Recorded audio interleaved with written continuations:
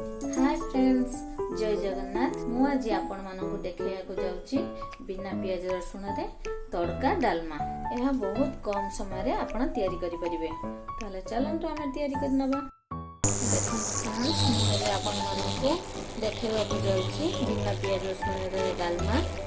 बर्तमान देखंतु कड़ाई बसाइकी तापरे सेतरे 2 टेबल स्पून तेल पकाइबा। तापर से जीरा लंका की फुटेबा।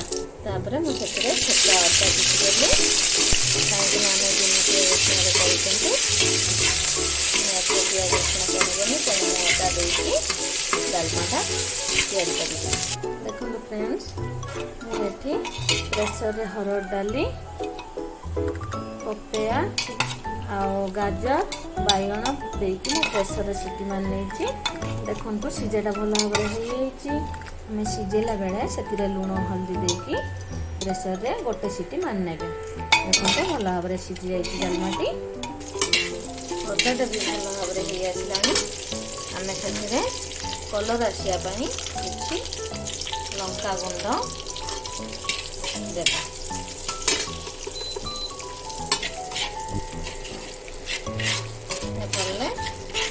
डालमार कलरटा भल आसो। देखो अदाटा भल भाव तापर आम डालमार सीझा होता टमाटो को पकड़।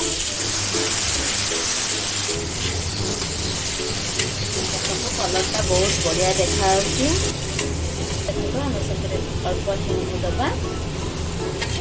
तापर से डालमा पाउडर गोटे टेबल स्पून पकड़े शुखला मेथी पत्र पकड़े भल भाव गोलैदबा। जो भाव आपण मानक कहूँ आपड़ी प्रोसेस करेंगे।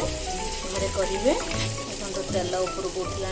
तापर आम डालमा सीझा रखी जो पकईदे। देखो डालमाटा भल भाव फुटीगला। देखो डालमाटा भल भाव होगला। तापर आम ओल्है नवा। ओल्है नहीं आम से गोटे तड़का दबा। आम से गोटे तड़का दबा डालमा।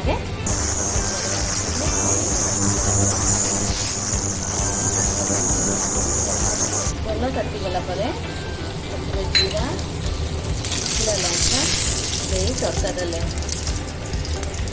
यहीपरी भाव में डालमा तड़का देले डालमाटा बहुत भल लगी थाए। ताको आम डालमा ढाई देले भल फ्लेवर आसापी। कटा होता धनिया पत्र पकाई संगे संगे घोड़ाईदबा जहाँफल कि तड़कार बास्नाटा बाहरी न था। हाँ देखले कि नहीं बिना प्याज रसुण तड़का डालमा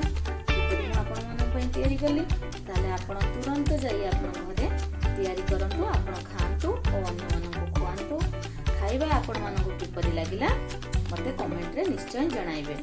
जदि आपण मो चैनल रे सब्सक्राइब करिया पई भूली जाइचंती ताले निश्चय सब्सक्राइब करंतु, लाइक करंतु, शेयर करंतु, पाखरे थिबा बेल आइकन को निश्चय दबांतु।